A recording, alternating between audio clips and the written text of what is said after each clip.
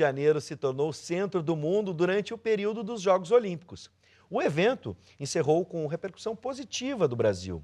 E é sobre este assunto que nós vamos conversar agora com o professor de Relações Internacionais da Unicinos, Bruno Lima Rocha, o internacionalista Bruno Vaz da Silva e o jornalista André Bresolim, que acompanhou parte dos Jogos Olímpicos, foi até o Rio de Janeiro.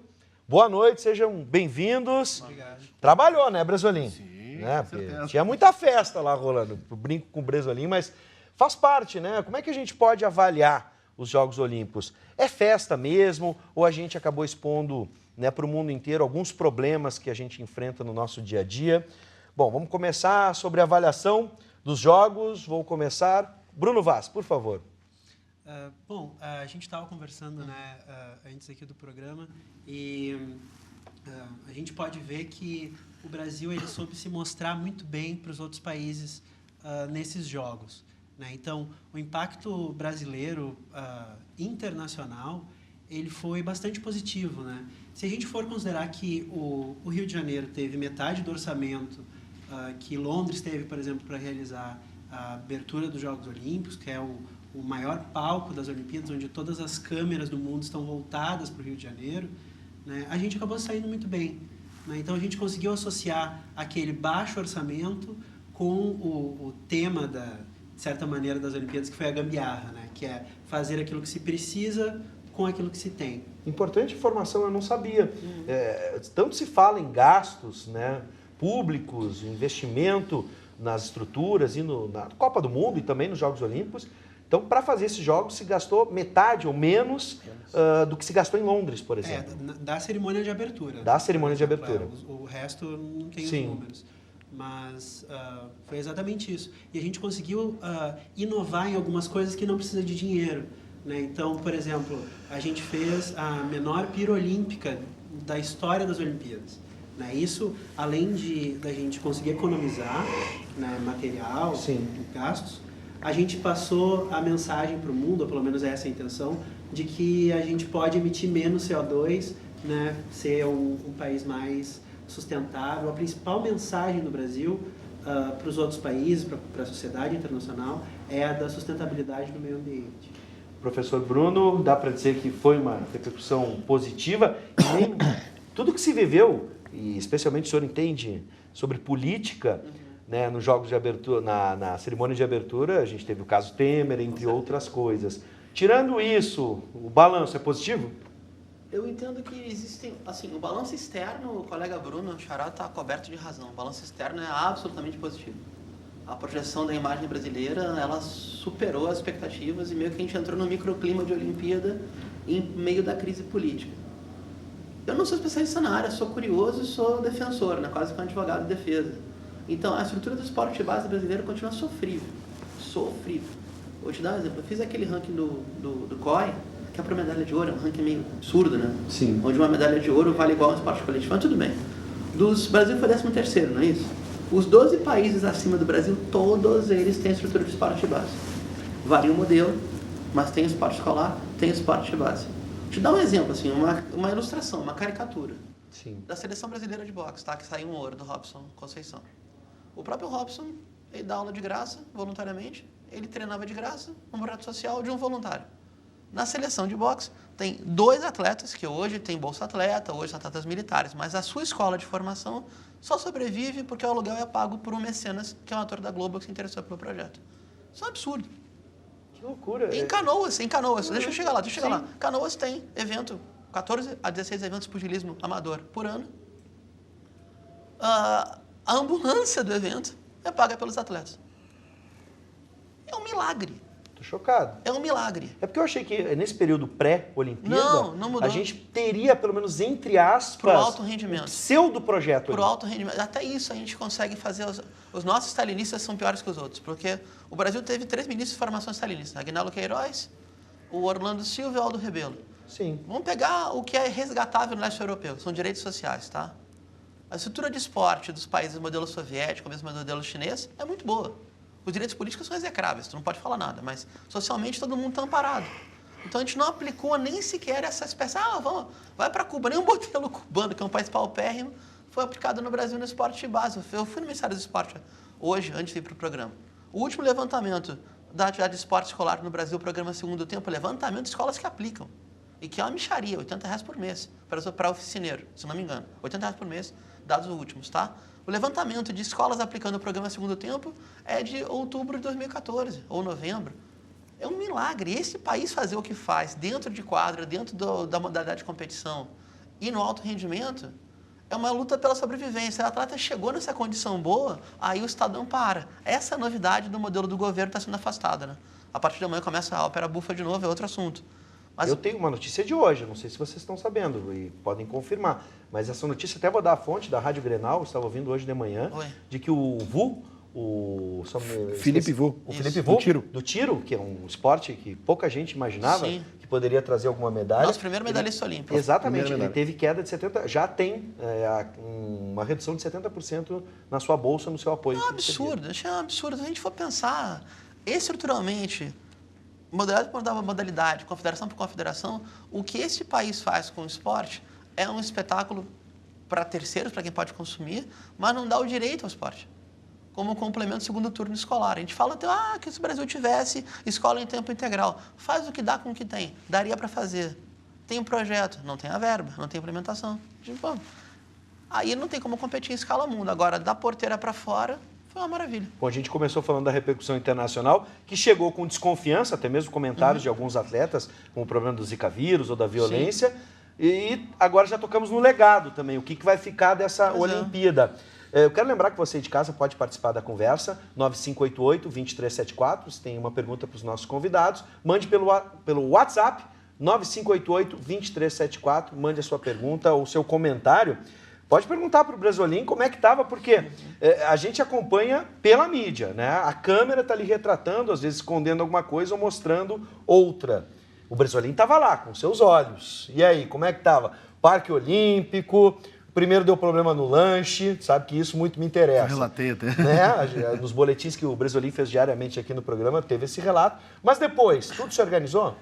De certa forma, sim. Eu fiquei 10 dias lá, cheguei no dia 4, a abertura foi no dia 5. Eu não fui na abertura, mas a partir do dia 6 até o dia 13, eu fui todos os dias pelo menos em uma competição, alguns dias até duas, tá?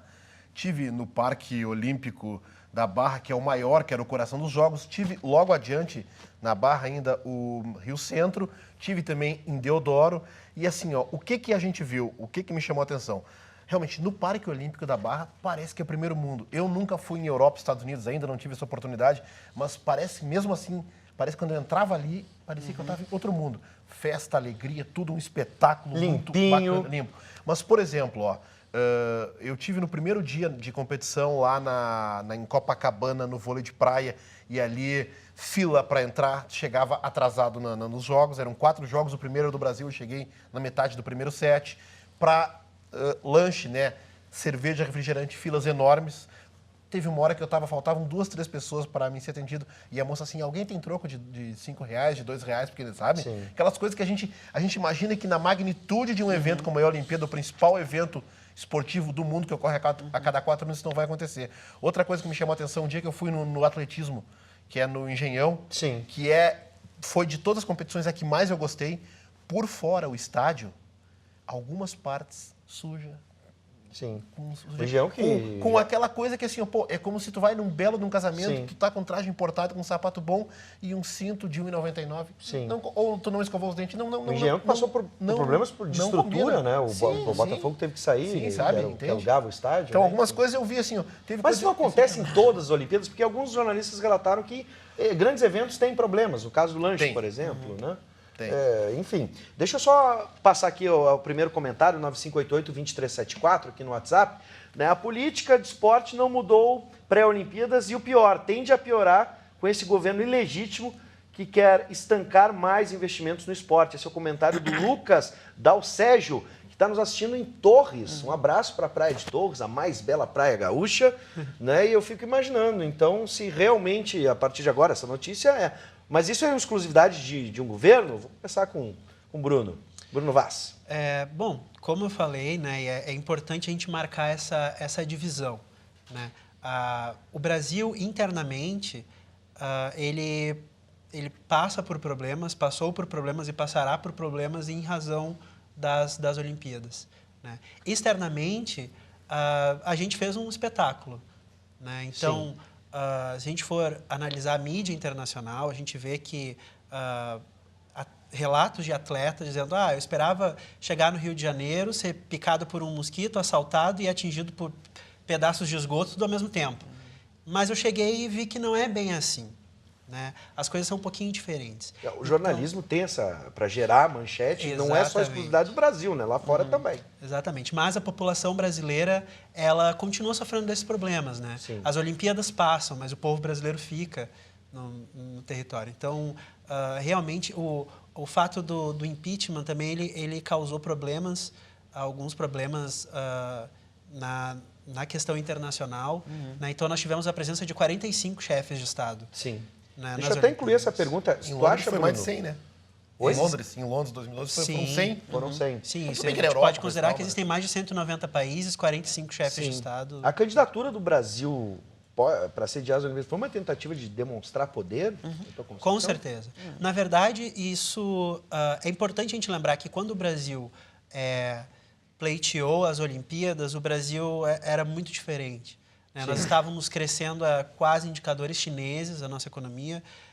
O Brasil estava, inclusive, pleiteando uma cadeira no Conselho Permanente de Segurança da ONU. Eterna demanda nossa. Né? Inclusive, estava sendo ouvido, por isso, respeitado por essa decisão, por muitos países. Então, a situação era diferente. Né? No meio do caminho, nós tivemos tropeços que nos prejudicaram. Né? Então, a gente contou com várias fontes para trazer essas Olimpíadas para cá. Sim. Né? Inclusive, o documento que o Brasil ofereceu para o COI, para o Comitê Olímpico Internacional, ele é aberto por uma carta do João Avelange, né? Que foi acho que o membro que ficou mais tempo no COI, né? Foi presidente da FIFA. Então, relembrando os tempos de esportista. Então, o Brasil tem várias cartas na manga, né? Para a questão internacional. Sim, recentemente falecido, né? Exatamente. O João Avelange. Um pouco celebrado. Né? Foi um erro isso, professor? A gente está num momento e pegar as Olimpíadas sem ter certeza se essa caminhada continuaria? Não, eu não entendo assim. Eu entendo que o erro, assim, a gente tem que fazer essa crítica, meio que está falando dobradinha, né? O Bruno faz da fronteira para fora, eu faço tomar cientista político aqui. Eu acho que o grande equívoco foi o Brasil não mudar algumas estruturas de poder aproveitando o mote dos Jogos Olímpicos. Assim como não mudou a estrutura de poder do futebol aproveitando o mote da Copa do Mundo. Ou elas degringolam, elas caem de podre, como é o caso da CBF, ou elas permanecem mais ou menos no salve-se quem puder. A gente tem que falar duas coisas muito importantes. À medida que eu faço a crítica ao esporte de base que não foi estruturado, a gente tem de reconhecer que o alto rendimento foi. Sim. Isso é uma decisão de Estado. Então, não foi um equívoco. O Brasil se preparou para, dentro das condições possíveis e não atingindo interesses específicos ou mudando a sua base orçamentária, que é um erro societário, chegar bem nos Jogos Olímpicos, dar exemplo de superação do povo brasileiro. É muito importante para fora isso. Histórias de vida e muito importante para dentro, no sentido, aí sim, de botar a cenoura na frente do cavalo e fazer esse reforço do sistema de crenças. Se você quer, você consegue. E os que ficaram pelo caminho? Bom, ficaram. Esse que é o drama eterno do nosso povo. Sim. Brasileiro, profissão e esperança. Então, se você resistir e passar numa peneira, você vai ser um milionário. Se você não sobreviver, você vai ser um subempregado o resto da vida. Essa estrutura interna do esporte de base, ele não foi estruturada para ser um valor, um direito. Sim. Uma conquista de toda a população. De qualquer maneira, é bom a gente ter heróis que vieram do povo e chegaram ao mérito olímpico, mas isso não muda a nossa estrutura desportiva, que é pavorosa. Pavorosa. Bom, vamos para o telão. Tem mais telespectador comentando e perguntando. O Rodrigo de Canoas pergunta: queria saber do André Bresolim qual foi a percepção dele em relação aos turistas. Ele percebeu que estrangeiros estavam gostando da organização do evento e já encaixa a questão, né, dos nadadores americanos. Dá para a gente dizer quem é que saiu prejudicado nessa história? Inicialmente, perdão, era o Brasil, né, com aquela imagem da violência. Mas depois a apagação de mico rendeu até perda de patrocínio para o seu lote, né? Mr. Lote. Olha só, na realidade, em relação aos turistas, a gente pôde ver, eu fiquei em Copacabana, tá? Tanto em Copacabana como nos locais de competição e no deslocamento por todas as sedes que eu tive a oportunidade de ir, é que os turistas estavam contentes, estavam alegres, estavam assim, ó, realmente aproveitando e curtindo. E me chamou a atenção o seguinte, que diferente da Copa do Mundo, pelo menos aqui em Porto Alegre foi a percepção que eu tive há 2 anos, que eram torcidas grandes, não, eram assim, ó, grupos pequenos. Então, um grupo pequeno de ingleses, de americanos, de argentinos, de holandeses, mas parece que estava todo mundo assim, a grosso modo, numa simbiose, né? Na mesma batida, na mesma vibração. Entende? Foi o que a gente pôde sentir. Quanto à questão de assalto, eu queria dizer o seguinte, ó. Eu tive no primeiro dia de competição, caminhando por Ipanema, eu presenciei um assalto.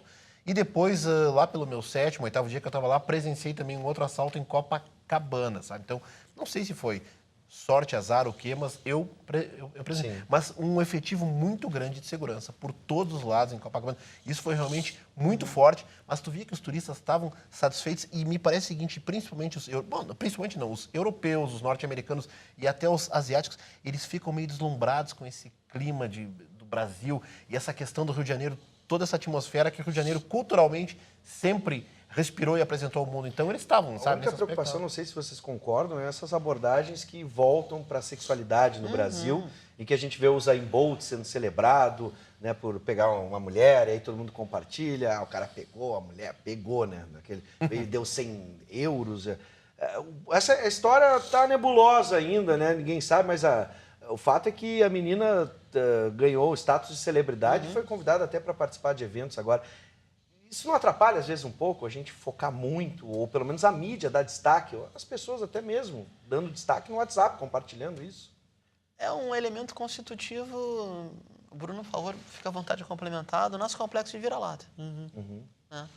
Porque tem uma dimensão essa, que é até um tema muito delicado, não dá para falar em 2 minutos, que é a herança da escravidão e os papéis presumidos para um homem potente afrodescendente. É um pouco... Isso não exclui a genialidade do Bolt como atleta, mas a imagem que procedem dele, é poderoso, é potente, etc. E essa hipersexualidade que projetam sobre nós, o Brasil acaba refletindo, faz parte, sem dúvida, do nosso complexo de vira-lata. Não tenho a menor dúvida disso. E a repetição o tempo todo, não como uma virtude, mas como uma marca indelével, trópico dos pecados. Esse país não tem jeito, mas é alegre. É tudo uma zona, mas a gente é feliz. Essa é uma história que eu entendo que internamente ela não cola mais, mas ela insiste em repercutir. Infelizmente... Não existe pecado abaixo do Equador? Porque não existe pecado abaixo do Equador, faz parte da bula papal que legitima a escravidão. Sim. Daí que vem essa bula papal, uma espécie de... essa doutrina do Estado do Vaticano, naquele período. E a gente meio que reproduz, porque as marcas de dominação, elas continuam. Sim. Espacialmente, elas continuam. Então, por exemplo, por que faz as Olimpíadas na Barra? Porque tem espaço. Mas a Barra da Tijuca é um alvo de especulação imobiliária. Tipo, se o Rio tivesse uma ampla reforma urbana, com titulação de área de favela, saneamento, iluminação pública, direitos civis para a população favelizada, tudo bem. Ganhamos as Olimpíadas. Que Rio de Janeiro nós estamos falando, né? Zona Sul é um Rio de Janeiro. Exatamente. Talvez a Zona Norte ou Zona Oeste, em outras regiões, é outro Rio de Janeiro. Que é o mesmo. Temos uma pergunta aqui, ó. Boa noite, Thiago Sapucaia. Como fica tudo que foi construído para as Olimpíadas? Pois muitas coisas vão ser desmanchadas e quando todo esse dinheiro foi investido, tivemos, né, ou vamos ter algum retorno, especialmente na base, como o professor Bruno estava falando. Vou lembrar dos estádios da Copa do Mundo, que alguns aí estão, né, largados.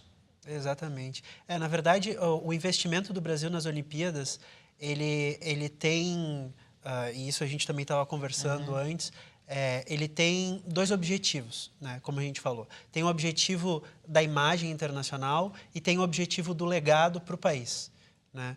E a gente sempre marca essa diferença porque o objetivo para o legado do país internamente, ele é questionável, né? Se esse dinheiro investido ele vai ser mantido. Tem aqui o número, 38 bilhões em todo o evento, 38 bilhões. Exatamente, isso é bastante questionável. A gente teve, por exemplo, a Copa do Mundo, né? Tivemos os Jogos do Pan-Americano em 2007 e muita coisa não se manteve. Sim. Né? Muita coisa que a gente construiu não ficou. Você aproveitou pouco do Pan-Americano, desculpe te interromper, né? Você aproveitou pouco, né? Você aproveitou bastante pouco, muitas coisas... Engenho, que a gente acabou de falar. Não, e o velódromo do Pan-Americano não foi aproveitado para a Olimpíada porque ele não tinha as condições técnicas adequadas, teve que ser destruído e reconstruído, feito um novo velódromo. Exatamente. Caríssimo. A madeira é pinho siberiano, entende? A empresa que faz é A minha holandesa. pergunta sobre isso é uma lógica que às vezes eu desconfio. Vocês podem me ajudar se a minha desconfiança está certa ou não, para a gente fechar a conversa. Às vezes eu acho que as coisas no Brasil, por exemplo, no Engenhão, elas são feitas uma forma correndo ou mal feitas, às vezes, para serem refeitas. Eu não sei se isso faz parte de uma lógica em que envolve a construção civil, entre outras coisas, mas como a gente gasta e gasta mal para construir coisas. Dos Jogos Pan-Americanos eu tenho um certo grau de certeza. Revi meus artigos, Sim. fui para 2006, 2007, e realmente uma parte muito importante da rubrica do Pan-Americano foram contratos emergenciais. Foi aditivo de contrato. Isso foi. Alguém ganha e muito com isso. E muito. É um modelo de negócio de superfaturar para o Estado pagar. Sim. O Estado acaba sendo o grande fornecedor de capital para quem já tem capital, né? É a lógica do Estado capitalista é essa, né? Ele bota e bota 2 vezes, bota 3 vezes. Esse é um dado. Por que já não fez um padrão do COI quando montou em 2007? Bom, gente, infelizmente a gente não tem mais tempo, mas para fechar, dá para a gente dizer que temos um legado ou é um legado pontual em algumas partes e teremos retrocessos, como no caso da base? Acho que é Bruno? Bom, o legado internacional, ele é fantástico, ele é maravilhoso, né? Tudo aquilo que a gente se compromete com a sociedade internacional, desde 2007, a gente cumpriu, né? O Brasil, que sediou a Eco 92, é o Brasil da sustentabilidade no meio ambiente. A gente mostrou isso, fomos elogiados por isso. Foi a primeira Olimpíada que nós tivemos uma delegação de refugiados, Sim. né? Que nós tivemos a primeira trans que apareceu na cerimônia de abertura. Sim. Né? Nós tivemos o maior número de atletas LGBTs, o maior número de mulheres participando das Não Olimpíadas. sei se o senhor percebeu também, Bruno, a participação dos negros na cerimônia é uma representação muito forte. Exatamente. A cerimônia de abertura ela marcou bastante o que é o Brasil. Sim. Né? Então a gente mostrou tudo que de fato é o Brasil, inclusive alguns dos nossos defeitos e aquilo que os brasileiros não consideram uma qualidade, mas que pode ser tornado uma qualidade através daquele princípio da gambiarra que eu falei. Então, a imagem internacional do Brasil, ela é maravilhosa, né? Na questão interna, acho que o professor Bruno pode falar melhor, mas aí a gente tem algumas... Não é tão otimista. Exatamente, né? O cenário não é muito otimista. Professor Bruno. Eu repito o que o colega falou, da fronteira para fora, o país marcou um golaço, para usar o termo, e internamente estamos em dúvida. A gente tem uma superexposição do futebol profissional, por exemplo, assim, a crítica, a chinelada interna. Nós temos setorista de União em Sojipa? Duas potências olímpicas? Não. 2 potências olímpicas não tem um setorista. Boletim diário sobre os esportes. É absurdo. Isso é absurdo. A gente joga fora o que tem, entendeu? Aí realmente é muito difícil. Daqui a 4 anos vem tudo de novo. Não, eu estou lembrando que o jornalista Trajano, da ESPN, ele deu uma chinelada no meio do programa deles, a gente estava comentando na redação, nos próprios colegas dizendo, nós vamos só falar de futebol, a gente é um canal, a ESPN, é um canal que trata de outros esportes, a gente só está concentrando de novo no futebol, depois de uma Olimpíada. Toda lógica, pouca visibilidade, pouco interesse, a menina não se interessa a praticar, ou se interessa e vira um abnegado, correr atrás de ter uma vaga, porque em tese quem tem que oferecer a política pública é a sociedade, não o indivíduo tem que correr atrás dela. Bom, e aí, Bresolim? O detalhe só que eu gostaria de complementar só o que foi falado aqui é que é o seguinte, ó, eu acho que a gente poderia, a questão é muito maior, vocês abordaram muito bem, mas poderia, como legado esportivo para o Brasil, pegar os bons exemplos do vôlei e do judô, que são esportes que há mais de 20 anos conseguiram encontrar soluções que realmente apresentam bons resultados. E quanto às estruturas que vão permanecer, porque algumas serão extintas, né? Eu acho que é o seguinte, a gente poderia promover campeonatos mundiais de várias modalidades, inclusive para desenvolver o esporte no Brasil. E também o seguinte, ó, existe agora, nós vamos ter em 2018 na Argentina, a Olimpíada da Juventude, até 18 anos, se não me engano. É de 4 em 4 anos. Quem sabe aproveitar essa estrutura do Rio de Janeiro para daqui, quem sabe há 10 anos fazer uma, para não ter que estar construindo coisa de novo e ganhar de novo. Eu acho que isso são soluções paliativas, é verdade, mas que podem ajudar o desenvolvimento do esporte e que todos possam realmente buscar uma maneira do desenvolvimento de uma política de esportes para o Brasil, né? Que é o que todos nós queremos como desenvolvimento do cidadão, da sociedade e o aprimoramento de todas as modalidades, e não coisas pontuais aqui ou acolá. Vou acrescentar, para fechar, um comentário do Gustavo Kirten, que foi uma das celebridades, né? O Guga, o nosso labrador humano, como chamaram ele. Ele disse o seguinte, vendo a arena do tênis, né? Dizendo, essa arena aqui do tênis, ela é de nível, primeiro nível mundial de Grand Slam. Então a gente pode já imaginar, indo ao encontro que o Brasilino está falando, um torneio de Grand Slam acontecendo no Brasil a partir da estrutura que tem. E aí pensando o tênis, que para muitos é um esporte elite, na sua base. Grandes tenistas brasileiros surgindo na periferia, por que não? Fica aqui o sonho, o nosso desejo. Não é tão impossível. Na Argentina tem quadra pública embaixo de viaduto. Olha aí, ó. Na Argentina, que está quebrada financeiramente. Tá aqui um exemplo. Para fechar, um abraço. Infelizmente, a gente não vai conseguir botar todos os comentários no ar. Um abraço para Gilda de Canoas e o Paulo César de Cachoeirinha, que mandaram colaborações, participações, mas infelizmente não vai dar tempo. Muito obrigado aos nossos convidados, aos Brunos que estavam aqui e também ao Bresolim. Excelente trabalho. Parabéns pelo trabalho. Obrigado pela oportunidade. E trazer o nosso telespectador, né, um pouquinho das Olimpíadas mais de perto, né? Tá certo. Obrigado, gente.